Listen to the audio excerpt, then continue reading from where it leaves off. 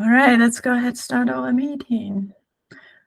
Before I open up for the agenda, I do want to ask everybody.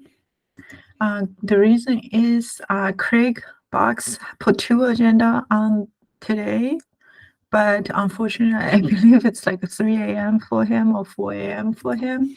I was wondering, would it be possible maybe move it to a more friendly time for him, or maybe alternate for a more friendly time for him? Because he's doing a lot of work for dogs, which Ambient has a lot of work for dogs, especially as we prep for GA. So I feel bad he couldn't join our meeting. So is there anybody in the time zone that you wouldn't be able to join if we move this meeting to, let's say, a few hours later, like 3 hours? I haven't talked to Craig Box about the new time, but I think that would be a better time for him if we can move to like 2 hours later or 3 hours later. So that'd be like 1 p.m. Pacific time, which then would be like 6:35 in the morning Craig's time. I think if I understood correctly, I think steering meeting is at 2:30 Eastern, which is 90 minutes from now, and that's like 6:30 of his time. So I'm thinking if we move to 3 hours from now, I think it's 8 or maybe 8:30. So it's a fairly reasonable time, but I can confirm with him. But for now, I want to get a sense of, do we have people in Europe? Is that a consideration? Or do we have people in India? Because if we move to later, I don't think it would work for them.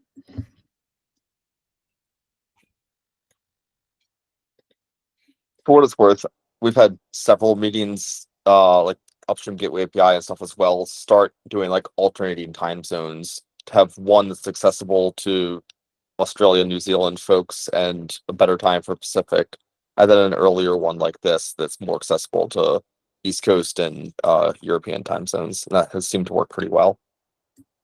Yeah, I agree. I think alternate is it's definitely would help. Yeah. So Mitch just answer your question. I think it's 5 a.m. his time now. So we move 3 hours later, should be good, and it's not too late for Eastern. What I'm interested, I will send. Maybe I'll work with Craig to see if it makes sense to send a survey out to people. My general sense, being on this call, I don't remember people joining from Europe or India. I could be wrong, but I'll send a survey out to collect time. Like to your point, if there are people join, we can do alternate. If no people join, maybe just make it simple so Craig can join every time. But I will consider doing a survey. For now, based on what I know for people on the call, I think it's all US. Is that right? Okay, Jeremy just said 2 people in UK. You guys are adding 2. Okay, that's good data. Maybe we'll just alternate if that's the case.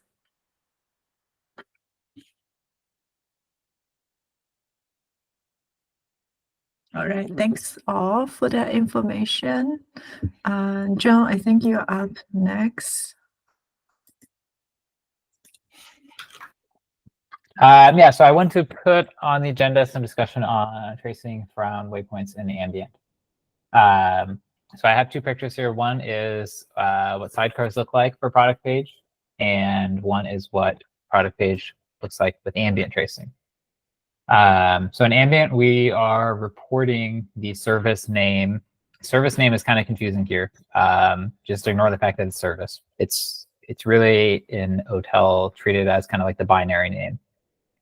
Anyhow, we're treating that as the waypoint, which seems to be what Hotel kind of suggests you do. But it ends up not being terribly useful when you have shared waypoints, right? Like on the top, we see, oh, there's all these different services. They have different colors. It's very clear. On the bottom, it's just like, yeah, it's waypoint, waypoint, waypoint, waypoint. Good luck. I think there's also a bug that the decorator is, see that it's just this 90, 80 I think that should actually have a host name, which would make it slightly better. That one's an easy, uncontroversial fix. That's just a pure bug. But there's still the open question of whether we want to change the service.name. So the thing that gives me some pause is I linked an issue here. Like in the OTel SDKs, there's not a way to have a single binary report multiple different service names. Like it's really tied into the binary. Now Envoy doesn't use the OTel SDK though, so it doesn't matter what their SDK says. But it is kind of a sign that we're doing something kind of off the reservation a bit. But at the same time, like a waypoint is kind of a unique case where we're like, we're kind of acting on behalf of the app, even though we're no longer in the app. So it's kind of a gray area in my mind. So anyhow, that's basically it. I wanted to get some opinions on this.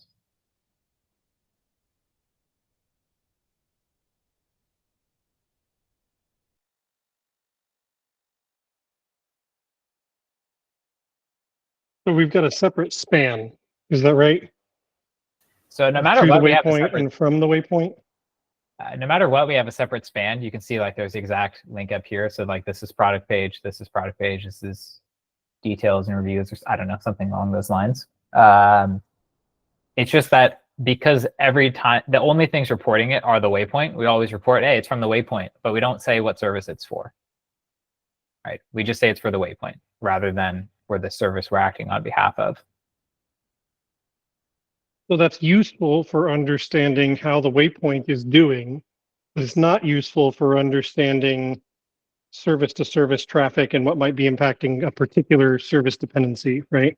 Yeah, I mean, ultimately, when it comes down to it, like traces have a bunch of attributes. We can obviously put in attributes for information like this is a waypoint, it's acting for this service, all this information. The problem is all the UIs hard code very explicit semantics, so that the service name is always this big thing, and it's like the thing that drives the color. It's like the only field you can see without drilling down. It's not a Jaeger issue. This is every single trace UI I've ever seen does the same thing, which is really annoying. Like it's come up in completely unrelated to Istio cases that I've seen, where like I don't like want to use the service name as the primary key, but that's the only thing all these UIs let you do. So in that case, it seems like the actual service the traffic is bound for is a more relevant name there. I wonder if we could even combine the two, like service name.waypoint. Yeah, potentially could. Right now, I think we're doing service name dot namespace. I had the default in the sidecar or the namespace on there. So like it is just like a string, so we can put whatever we need in there. I'm just trying to think in terms of utilizing traces. You're typically not looking at all requests. You're looking for particular examples of requests that have taken a long time. And in that case, the waypoint is, I think, less interesting than source service and destination service. Does that sound right? Yeah, I think that's right.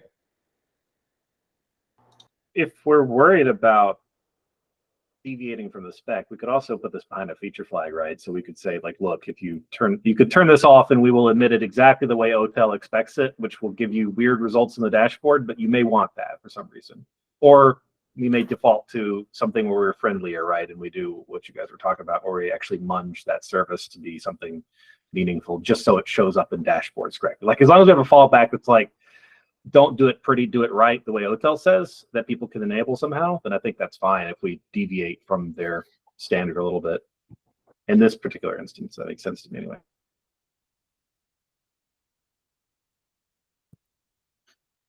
Yeah, we can definitely have a flag. It's just, I don't know if we want to maintain it forever. Hard to say. I mean, it's not, Yeah. I don't think, I believe, so a long time back, I had this question and I had worked up a draft to make it look like the sidecars. And then they asked someone that was an OTel expert and they said, don't do that. And so I dropped it. I think the patch was very small, like pretty much a one-liner change. So it would be probably easy to allow both behaviors potentially. Yeah, and it may be something that nobody ever asked for because they only want to look at the dashboard and they don't care that it's like quote unquote not compliant or whatever. They just want it to look correct, and we never have to worry about it. But it would be nice if we do that to like have a way to make it emit it the way Hotel says, because somebody may have a collector or something that really wants that and would barf, or they may want to do something special there. Or that may change an Hotel in the future. I don't know. Yeah. Makes sense to me. Okay. Jay, do you have any opinions here? I saw you join late, but you may have some more context than anyone else on this call. Are you talking about the tracing topic still right here? Yep. Beginning? Yeah, I came in late, but it sounded like what I just heard at the end made sense. I feel like, what did you guys decide between waypoint or service name? It seemed like we were leaning towards putting service name, but maybe having a flag to get the waypoint name, at least for temporary. That probably makes sense. It's hard until you try to consume it and then see what happens. Yeah. You know, the waypoint, the name of the waypoint in telemetry is waypoint. So it would be a little bit of a mismatch there, but it's for tracing, it seems logical for you to be able to kind of follow it through that way with a service name.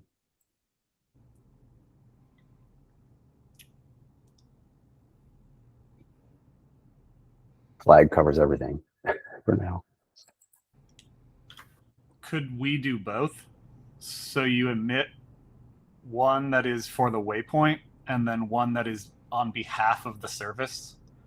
And that way it makes it clear that it transited through the waypoint to some service. It's going to double the amount of traces, I guess, we're emitting. So that's probably bad. But Yeah, I think from a practical standpoint, it might be challenging to do it in Envoy. I'm trying to think, wouldn't be just adding a span? It would, but I mean, then we have to go, like, there's no way to configure Envoy to do that, right? We have to go change No, Envoy. it's still there.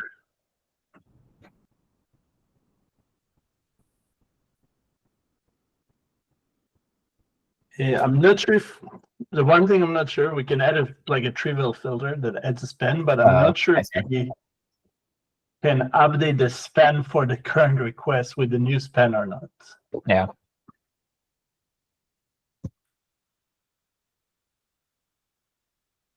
We do already spend a lot of CPU on traces in Envoy too, so I'm a little worried about doubling that potentially.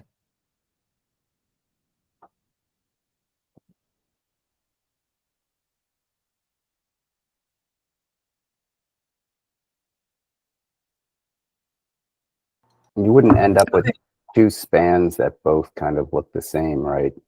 By using service name.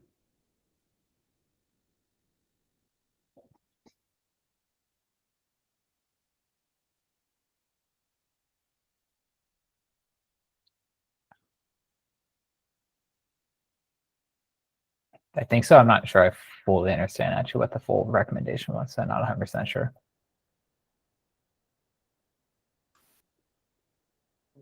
It sounds like the proposal that you guys had was to use service name, but with a flag for waypoint. Yeah. At least gives wiggle room to begin with and to see what works. So would you do service dot waypoint? Or do you do service dot Service dot namespace. Yeah. Okay.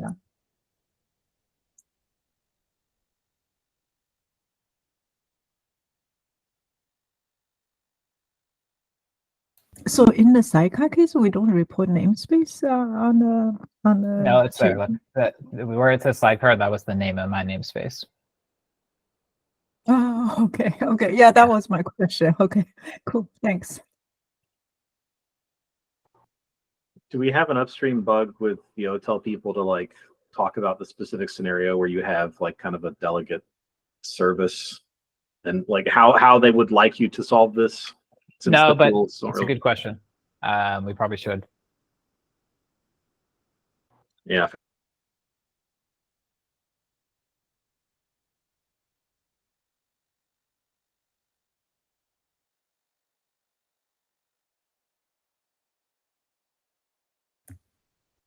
Is anyone connected to the OTel community to raise this?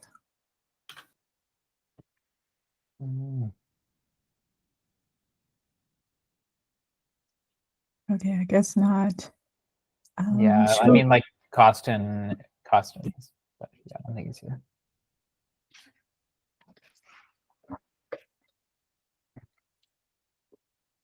Okay, should we move to the next topic, or is there more to discuss on this? It sounds like there are consensus using service name.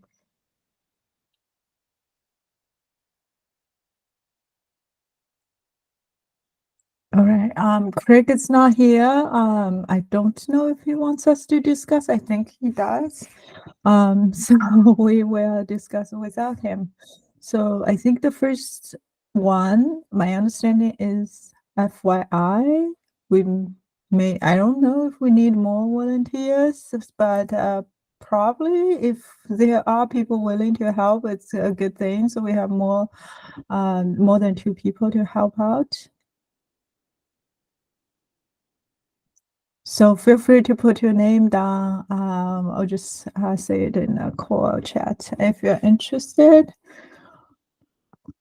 The next one, also from Craig, he wants to. Wait, sorry, Len. Could you, is the OSTIF thing the whatchamacallit, the where they come in and look at your code? Yes. Okay.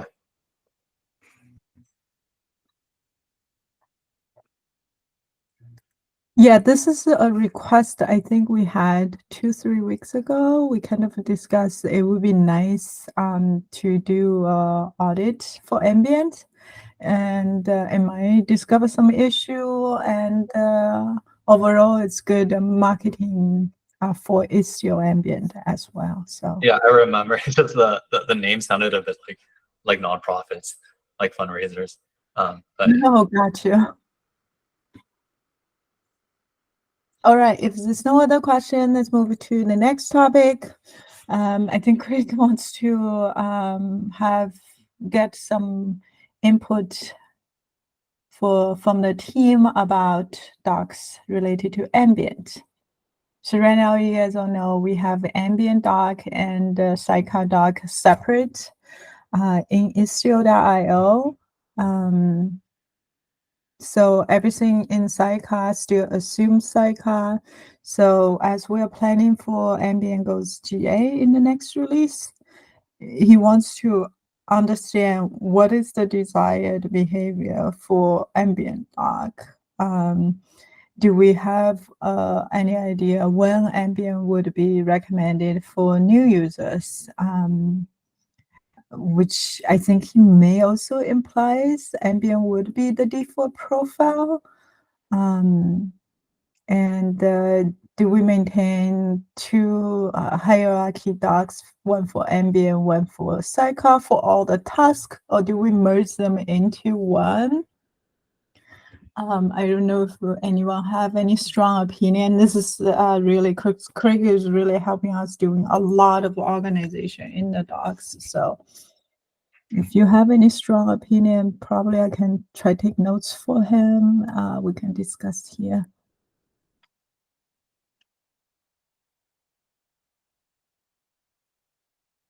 I'm really happy that Craig is doing this. I think, particularly I've come to see in the last week or two that we really need a lot of our docs to reflect what does and doesn't work in Ambient. There's a lot of things you can do with Ambient that are not documented under the Ambient heading. But if you go to the pages that are not under the Ambient heading, they don't clearly call out which APIs are available in Ambient and which are not, that sort of thing. So I'm in favor of kind of expanding that out. I'm not quite so certain about the default profile. I'd be interested in hearing other people's thoughts.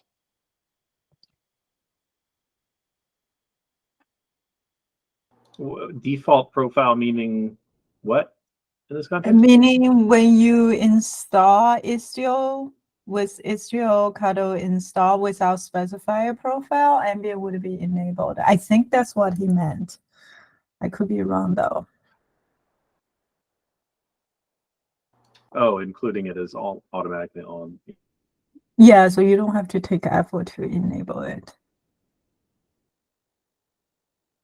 So my feeling about the default profile, I think is really based on adoption, right? If we have good successful adoption story and the community feel based on that data, I think that we'll be able to more confident to say ambient it should be the default.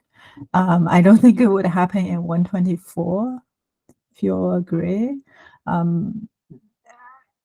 I think it's too early to make that decision on which release at this moment.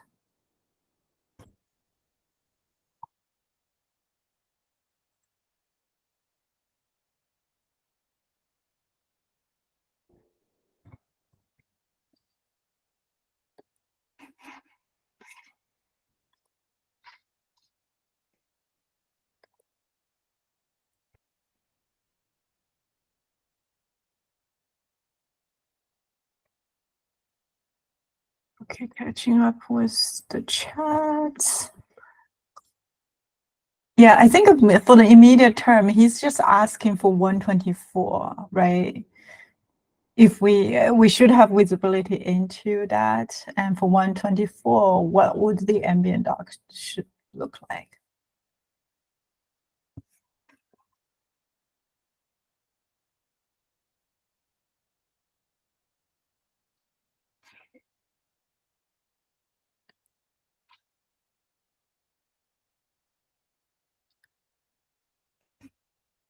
Yeah, I think my preference for 124 is we continue to have sidecar and ambient. So for people interested in ambient, they jump to ambient. And then we add the missing docs as we have stated in the must have and nice have, wire nice have if we get to. And then we kind of, make the doc more complete, like Mitch was saying. And then for the sidecar doc, people should expect the sidecar continue to work, but not for ambient. For ambient, they would have to jump to ambient section. I think the fact merging them into one could create a lot more work, and I don't know if it's beneficial to the user when they start with clean Istio, when they just need ambient. They don't need to understand all the sidecar stuff. I guess what I worry about there, Lynn, is that we have effectively two whole versions of the site. There are not many pages that we don't need to say something about ambient, even if it's just like, hey, by the way, let's see, what was the feature I ran into? Oh, disabling MTLS using destination role. That doesn't work in ambient. At the very least, we need something that says that. Does that make sense? Yes or no, because if you're using sidecar, I mean, we didn't provide that instruction on ambient mode, so we don't expect that to work, right? So ideal case is everything that works should be documented here. And sidecar has sidecar has like 1,000 features. It's not every single feature I implemented. I'm not sure if it's worth calling out. If you are a sidecar user, they wouldn't care, right? I think calling out could potentially confuse people too. Yeah, I would second that. Right, documenting features by negation, right, is probably a terrible experience for users. Right, it's also a terrible discovery experience.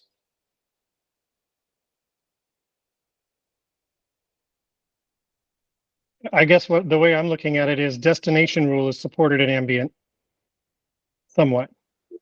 How do I know what that somewhat is? Which parts work, which parts don't work? Right. And do you say that in a positive kind of affirmative way or in a negative kind of subtractive way?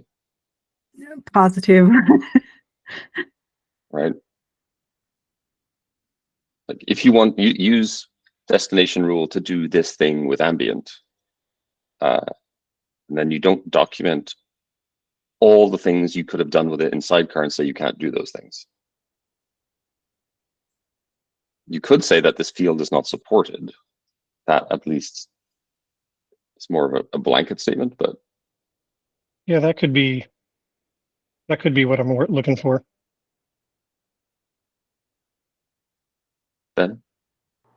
Yeah.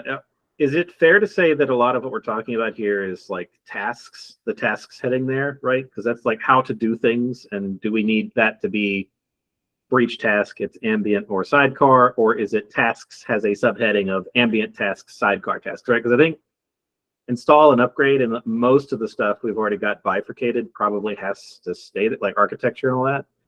It seems like most of what we're discussing is like the stuff down a little bit lower, like that is already very either sidecar focused or whatever. Does that mean like should we just have like ambient tasks, sidecar tasks, and then we can sort of, you know, progressively fill them out under ambient or whatever, and then that gets that sort of like positive thing of we write it if we need an ambient specific task, we add it when we have support for that feature or whatever. I mean, it feels like mostly what we're talking about is like this kind of stuff. Like I want to do X with Istio. How do I do it with ambient versus sidecar? You're down in these sections.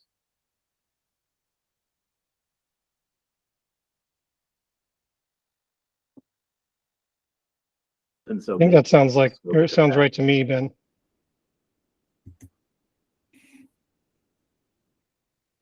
Like we have some, like I think user guides under the existing stuff, maybe there's some stuff in user guides that really belongs in tasks or whatever. We can have that discussion, but yeah, it feels like deciding how we split tasks is like the scoping that can drive a lot of the rest of this, or if we split tasks.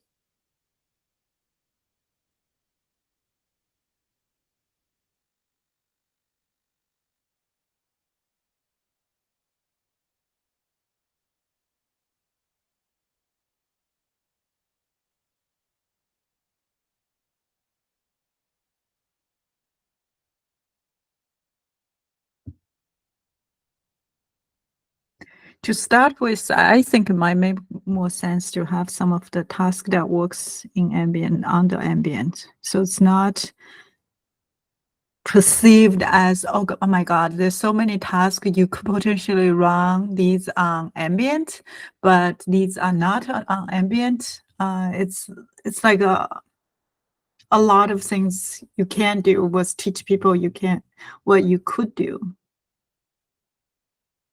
Just split up tasks and like have ambient mode subheading tasks instead of maybe user guides or whatever, because I don't know what user guides means. Yeah, and then longer term, when ambient supports more, potentially we could look into consolidate the task to be together. But right now, I suspect it may not be a good time, just because the initial GA is only focused on the feature already being beta, which is a limited set of tasks.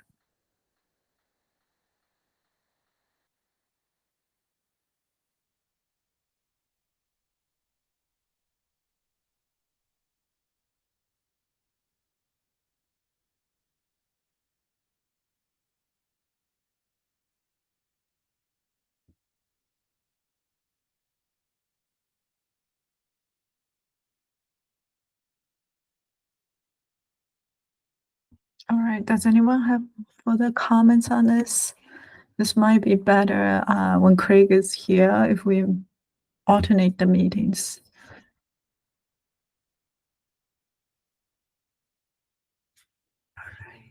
All right. Is there anything else on the agenda?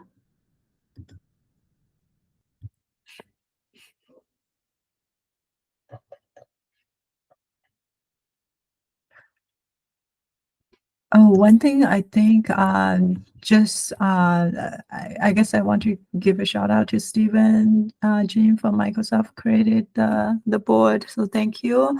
I would encourage folks to sign up different things. I think there's a bunch of people already signed up. So thank you for that.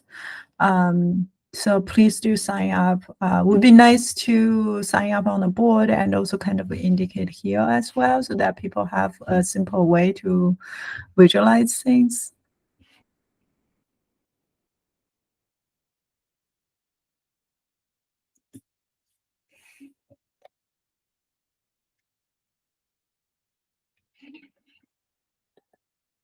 All right, do we have anything else to discuss? If not, I'll give you guys some time back.